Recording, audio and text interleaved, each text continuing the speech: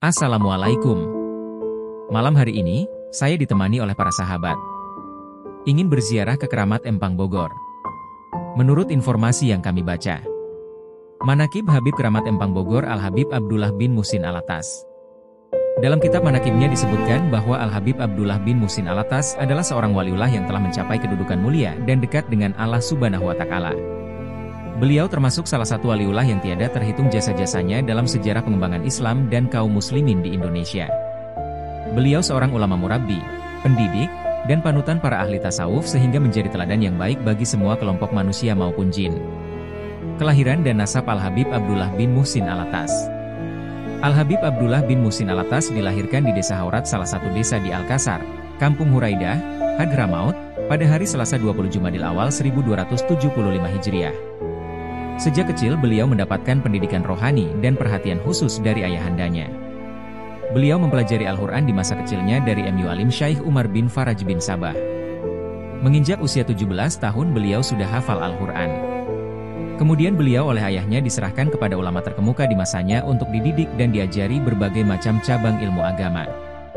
Nasab beliau adalah Al-Habib Abdullah bin Muhsin bin Muhammad bin Abdullah bin Muhammad bin Muhsin bin Husain bin Umar bin Abdurrahman Alatas sampai ke Sayyidina Ali bin Abi Thalib KW.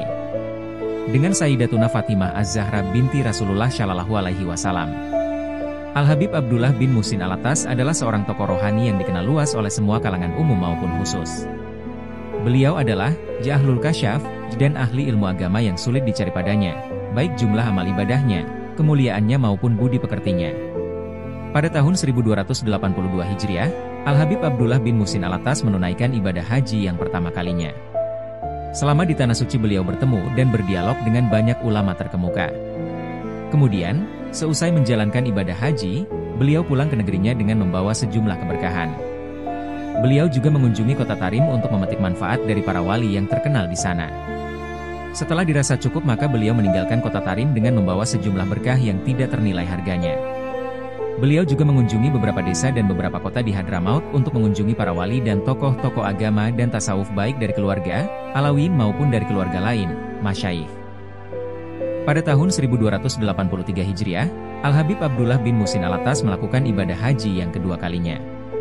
Sepulangnya dari ibadah haji, beliau berkeliling ke berbagai pelosok dunia untuk mencari karunia Allah Subhanahu wa Ta'ala dan sumber penghidupan yang merupakan tugas mulia bagi seorang yang berjiwa mulia. Dengan izin Allah Subhanahu wa Ta'ala, perjalanan mengantarkan beliau sampai ke negeri Indonesia. Beliau bertemu dengan sejumlah waliullah, antara lain Al-Habib Ahmad bin Muhammad bin Hamzah Alatas. Dikisahkan bahwa suatu saat Al-Habib Abdullah bin Muhsin Alatas tengah makan di pinggiran empang, datanglah kepada beliau seorang penduduk Bogor dan berkata, "Ji Habib, kalau Anda benar-benar seorang Habib keramat, tunjukkanlah kepada saya akan kekeramatannya." Makanan yang dimakan Al-Habib Abdullah bin Muhsin Alatas waktu itu adalah seekor ikan dan ikan itu tinggal separuh. Maka Al-Habib Abdullah bin Muhsin Alatas berkata, "Dia samak anjul ilaman tabis, wahai ikan kalau benar-benar cinta kepadaku tunjukkanlah." Maka atas izin Allah Subhanahu wa Ta'ala, seketika itu juga ikan yang tinggal separuh itu meloncat ke empang. Konon ikan sebelah tersebut sampai sekarang masih hidup di laut. Masjid Keramat Empang didirikan sekitar tahun 1828 M. Al-Habib Abdullah bin Muhsin Alatas menghadap ke haribaan ilahi pada hari Selasa tanggal 29 Zulhijjah tahun 1351 Hijriah di awal waktu zuhur. Pusara beliau tidak pernah sepi. Setiap waktu dari berbagai penjuru negeri maupun mancanegara datang untuk berziarah dan mengambil keberkahan dari kedudukan beliau di sisi Allah Subhanahu wa Ta'ala. Semoga kita semua selalu mendapatkan keberkahan dari beliau. Amin ya Rabbal Alamin. Apabila ada kesalahan, mohon dimaafkan. Terima kasih. Wassalamualaikum.